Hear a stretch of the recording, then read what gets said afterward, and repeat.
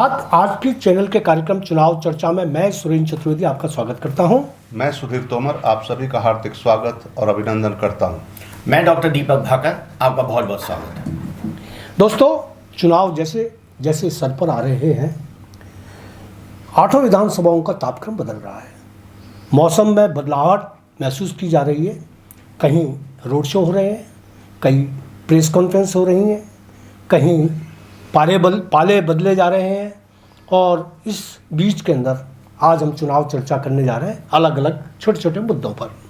सबसे पहला मुद्दा यह है कि अजमेर उत्तर में निर्दलीय उम्मीदवार ज्ञान सारस्वत ने महारैली का आयोजन किया गया।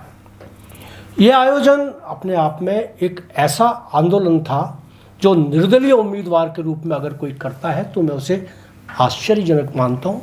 बहुत विशाल रैली, एक तरीके से शक्ति प्रदर्शन चुनाव से पहले का, आने वाली चुनाव की आहट, परिणामों का जो अंदेशा अब वो दे रहे हैं, उससे निश्चित रूप से इस रैली का प्रभाव यह पड़ेगा कि ऐसे लोग जो देवनानी जी या महेंद्र सिंह रलावता को ताकतवर मानकर चल रहे हैं, उनको एक तीसरा विकल्प भी सामने नजर आएगा। इस रैली के बारे में मैं दीपक डॉक्टर साहब आपसे पूछना चाहूँगा कि आप क्या कहेंगे। रैली आपने देखी या नहीं देखी?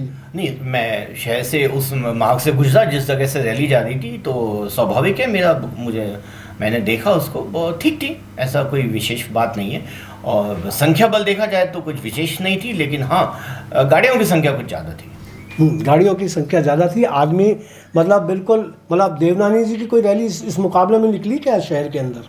देखिए, जो अमित शाह जी की जो हमारी रैली हुई थी, उसने तो पूरे शहर को हिला के रख दिया था।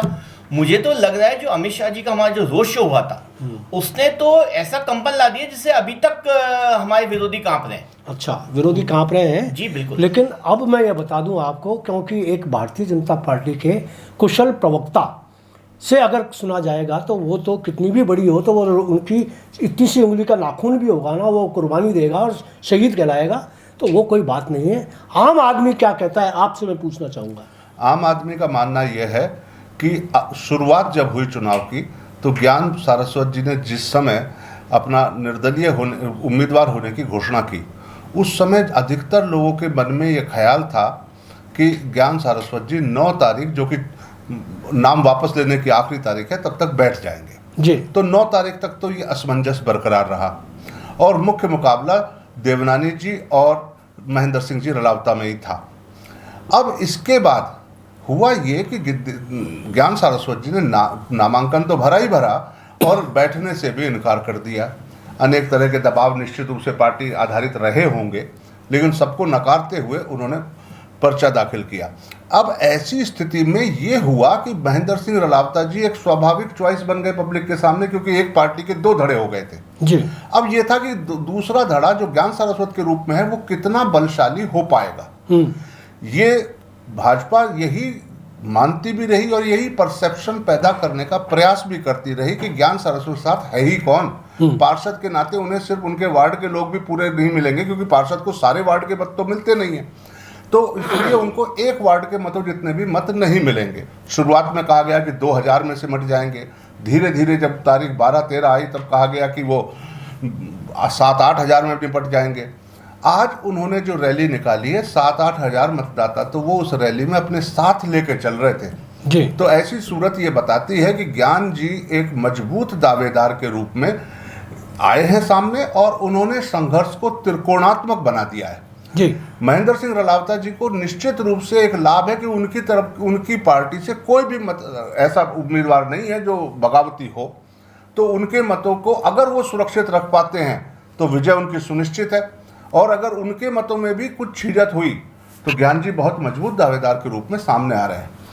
ज्ञान जी बहुत मजबूत दावेदार इसलिए भी हैं कि उनको सारी जातियों का समर्थन मिल रहा है। और दोस्तों, ये कोई हम लोग को ज्ञान सारस्वत के जनसंपर्क अधिकारी या उस विभाग के कोई वो यहाँ प्रवक्ता नहीं है, ये तो प्रवक्ता है भारतीय जनता पार्टी के। इसलिए डॉक्टर साहब आप तो वही बोलोगे जो पार्टी कहेगी, हम कोई प्रवक्ता नहीं है। हम एक दृष्टा की तरह से देख रहे हैं और ये मान रहे हैं कि वणिक वर्ग के लोग, सुभाष काबरा हो, कालीचरण सर्राफ हो, सुभाष खंडेलवाल हो, सारे के सारे लोग बाग उनके साथ हैं। और कुछ जैन समाज के लोग बाग जो हैं वो निष्क्रिय होकर ज्ञान सारस्वत का खामोशी के साथ में साथ दे रहे हैं। ठीक है। ब्राह्मण वर्ग खुलकर आ रहा है क्योंकि वो ब्राह्मण समाज से आए हैं। राजपूत वर्ग भी उनके साथ काफ़ी जुड़ा है। और मुझे तो ये भी जानकारी है कि ये गोशी समाज और जो ये गायों से जो संबंध रखने वाले, चारे से जो संबंध रखने वाले हैं, वो भी काफ़ी संख्या में मुसलमान भी उनसे जुड़े हैं। इस तरीके से वो डेंट तो सबको मार रहे हैं, कांग्रेस को भी मार रहे हैं और बीजेपी को भी मार रहे हैं। बीजेपी को बहुत ज़्यादा मार रहे हैं, 70% बीजेपी को है तो थोड़ा बहुत इधर भी है। क्यों, आप क्या सोचते हैं? देखिए, ज्ञान जी का मैं व्यक्तिगत रूप से बहुत सम्मान करता हूँ, एक वरिष्ठ पार्षद है और उनका अच्छा काम है। लेकिन जहाँ तक पार्टी और इस समय चुनाव का सवाल है, ठीक है, उन्होंने सेंधमारी कर रखी है, लेकिन आप देखिए जितना नुकसान वो शायद पार्टी को पहुँचाएंगे, भारतीय जनता पार्टी को, उतना ही नुकसान वो कांग्रेस को भी पहुँचा रहे हैं। तो मुझे ऐसा लगता नहीं वो नतीजों को के अंदर कुछ परिवर्तन लाने की स्थिति में रहेंगे। हाँ, स्वाभाविक रूप से कुछ एक मतों की हानि हो सकती है, पर जितनी हानि बीजेपी की होगी उतनी हानि कांग्रेस की होने की संभावना है। तो आज का देखा जाए तो वैसे देखिए, जनता ने बहुत पहले से मन बना लिया था कि आने वाले समय में उनको दिख रही है 125 सीटों के साथ अगर पार्टी की सरकार बन रही है आने वाले टाइम में जयपुर में बीजेपी की, तो लोग भी, जनता भी समझ सकती है कि उनको अपना वोट जाया नहीं करना है। जनता समझदार है, इस देश की जनता इतनी समझदार है कि वो अपने वोट की कीमत जानती है। वो जानती है किसको देने से उनको ज़्यादा लाभ होगा, शहर का विकास होगा और उनको भी उससे ज़्यादा फायदा होने वाला है। तो जनता ने लगभग अपना मन बना लिया है कि एक बार फिर से पार्टी को, बीजेपी को ही दोनों सीटों से अजमेर की जिता के। बिल्कुल डॉक्टर साहब, आपने बहुत सही कहा कि पार्टी मतदाता मन बना चुके हैं और पार्टी के पास पहले तो क्या है कि वो ये आप कह रहे हैं ना कि वो ज़ाया ना जाए वोट, तो उस पर मैं सवाल करना चाहूँगा कि जाया ना जाए ये इंतजाम तो अब पहले था। जैसा कि तोमर साहब कह रहे थे कि शुरुआती दौर के अंदर लग रहा था कि ऐसा ना हो कि वोट जाया चले जाए बीजेपी के, और वो देवनानी की तरफ झुके हुए थे।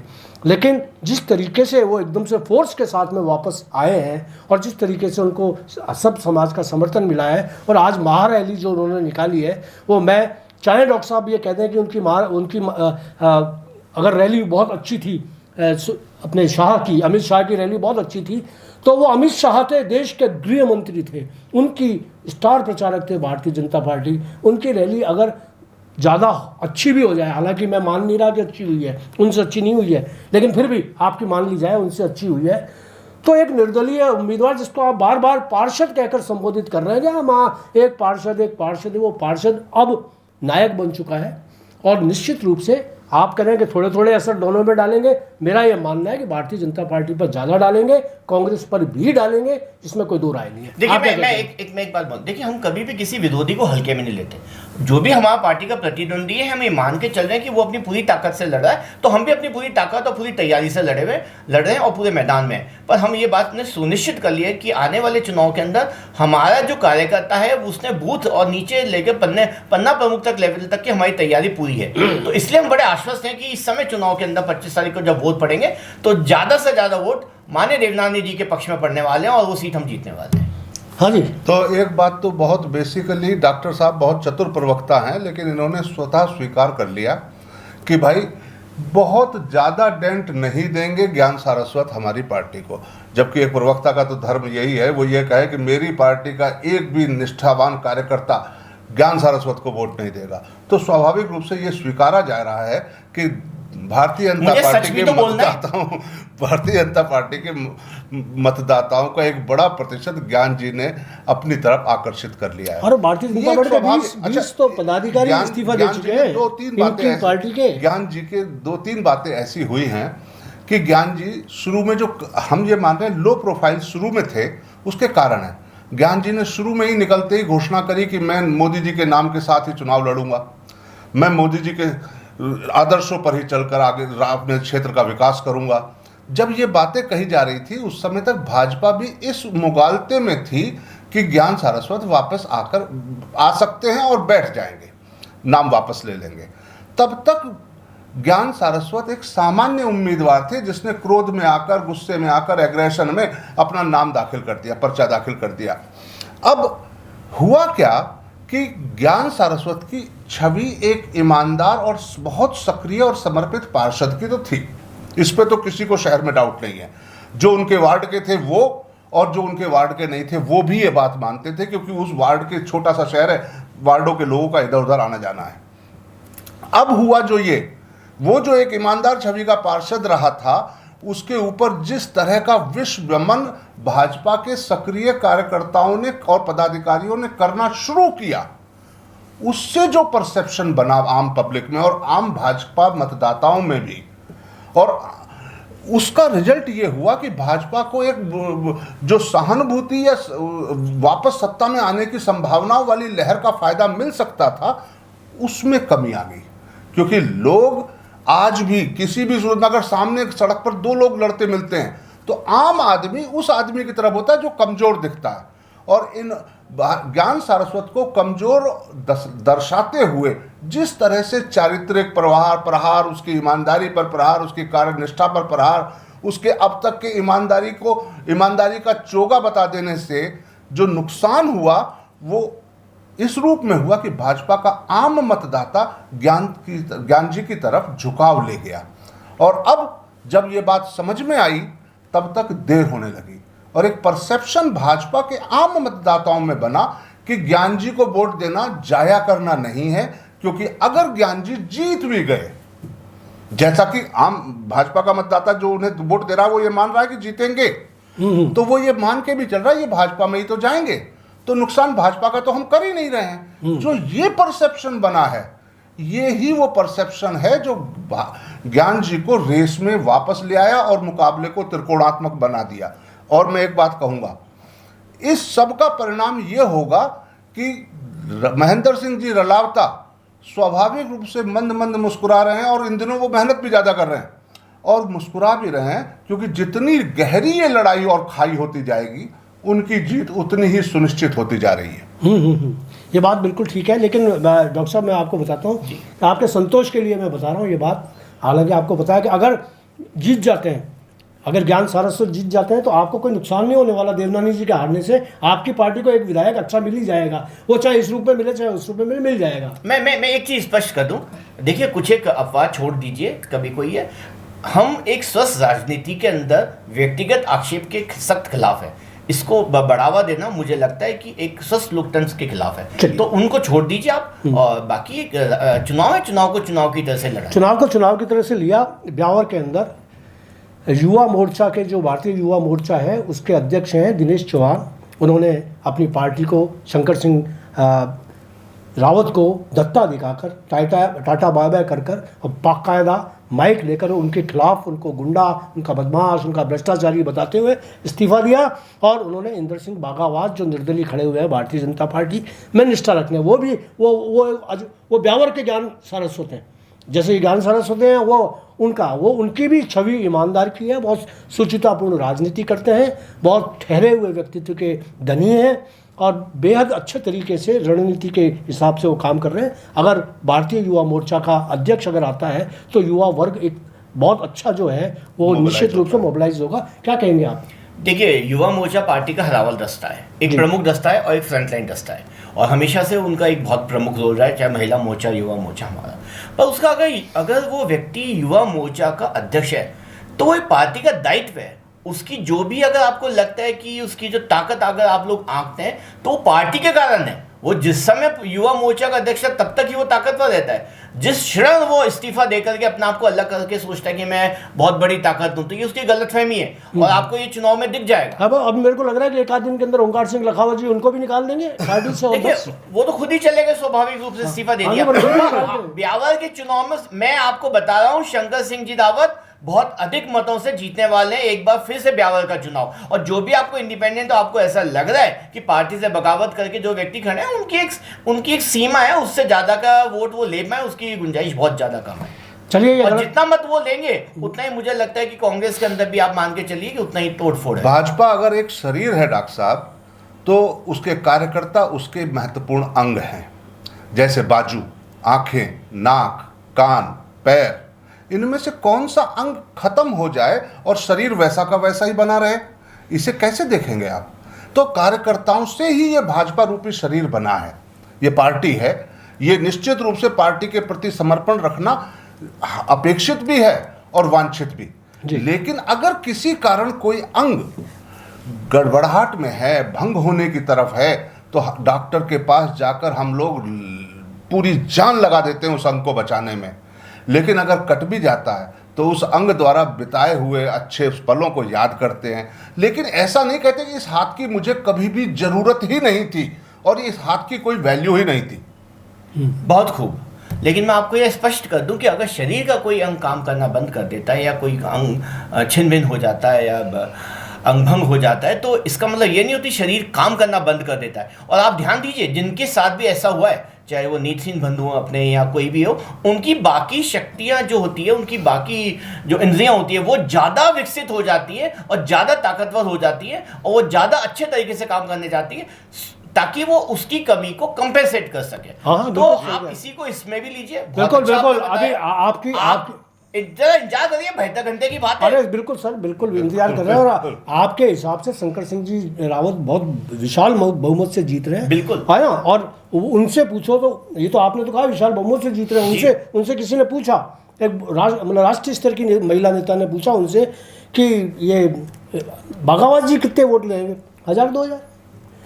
बिल्कुल सही बोला। हाँ, उन्होंने सही बोला। और उन्होंने ये भी बोला कि जब महेंद्र सिंह रावत के लिए पूछा, 1000-2000 वो हैं और उसके ऊपर इतने मुकदमे हैं, उसके ऊपर ये, मतलब आप ये देखिए कि वो क्या, मतलब मुकदमों की बातें कर रहे हैं। महेंद्र सिंह के ऊपर 500 मुकदमे हैं। अरे मुकदमे तो सारे के सारे तब हुए थे जब वो आपके साथ थे, आपकी गाड़ी में बैठ के घुमा करते थे। वो मुकदमों की जो फहरिस्त बता रहे हो तो आपकी वजह से हुए थे मुकदमे, और वो अब वो बता रहे हो। तो ये सारा चीज़ चलती है। चलिए, जब ये चुनाव है, चुनाव के अंदर ऐसी चीज़ें चलती हैं। और एक नया नाटक और हुआ है अभी कि सुरेश रावत जो पुष्कर से इलेक्शन लड़ रहे हैं, उन पर ये आरोप लगाया गया है, बाकायदा प्रेस कॉन्फ्रेंस करके नसीम अख्तर जो कांग्रेस से खड़ी हुई हैं, उन्होंने ये लगाया कि उनकी गाड़ी पर एक डंपर ने हमला किया और डंपर ने उनको मारने की कोशिश की, उनकी गाड़ी को वो किया और वो बाल बाल बच गई।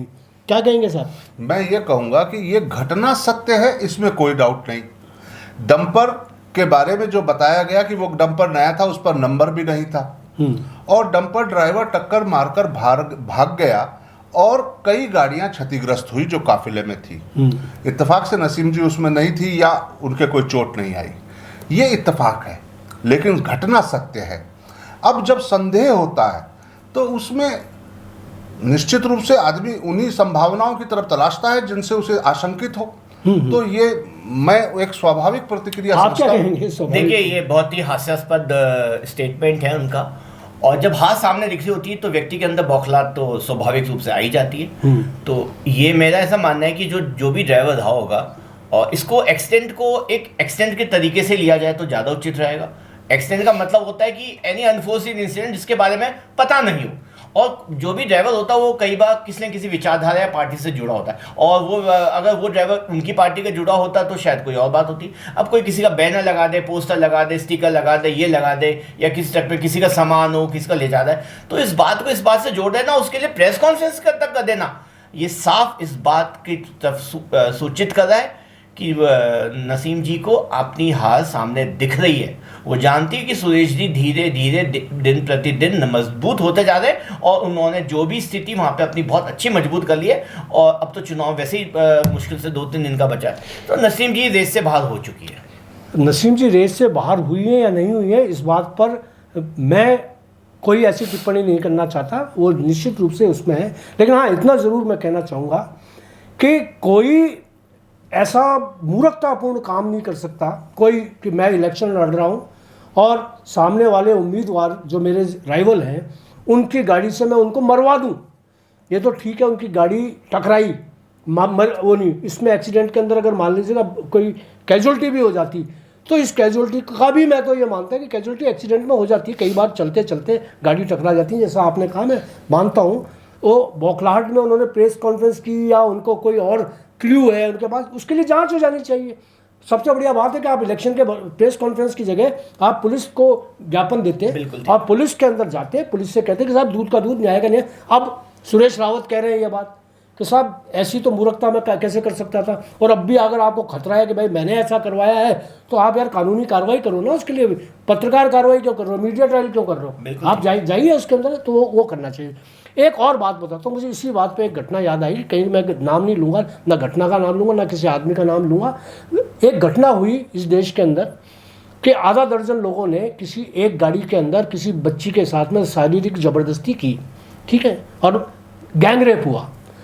अब गैंग रेप के अंदर, गैंग रेप एक व्यक्ति द्वारा किया हुआ कुकृत्य था जो बहुत निंदनीय है और किसी उस महिला से भी हमें सहानुभूति है, लेकिन ये कहकर उसका राजनीतिक लाभ उठाना कि उस गाड़ी के ऊपर पोस्टर अमुक नेता का लगा हुआ था, अमुक नेता का पोस्टर। बिल्कुल बिल्कुल, ये राजनीति इतना नीचे गिर जाएगी ये तो सोचा नहीं जा सकता, पर इसकी जितनी भर्त्सना की जाए कम है। इन चीज़ों को, चाहे कोई भी पार्टी को, मुझे लगता है कि इनसे परे रहना चाहिए, इनसे दूर रहना चाहिए और इन चीज़ों को बढ़ावा नहीं देना चाहिए। और मीडिया को इस बात को भी देखना चाहिए कि जब इस तरह के आरोप लग रहे हैं तो हम उन्हें थोड़ा ज़्यादा हाईलाइट नहीं करें, तो एक क्योंकि समाज में उसका गलत संदेश जाता है और वो मुझे लोकतंत्र के साथ एक मजाक है। अब मैं ये कहना चाहूँगा कि ये समस्त जो कुछ भी कार्रवाइयाँ हो रही हैं, जिस तरह की घटनाएं, अगर घटना हो रही है तो निंदनीय है, चाहे वो नसीम अख्तर जी की गाड़ियों पर किसी ट्रेलर का टकराना हो, चाहे किसी गाड़ी में छोटी बच्ची के साथ इस तरह की गैंगरेप की घटना हो।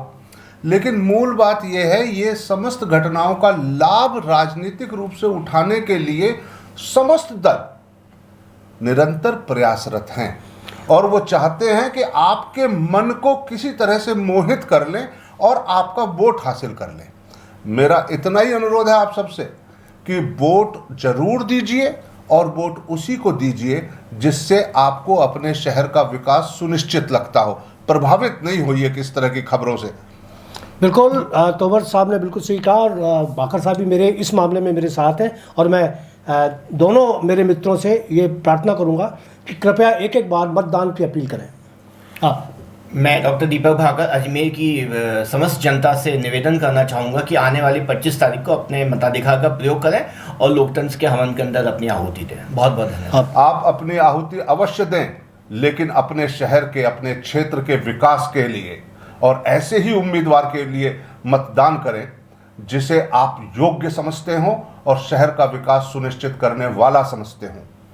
धन्यवाद, बहुत आभार। धन्यवाद। आज की मुलाकात इतनी ही, कल फिर बात चुनाव चर्चा में होगी। कल के नए मुद्दों के साथ हम आएंगे। कार्यक्रम पसंद आया हो तो लाइक करें, सब्सक्राइब करें। धन्यवाद।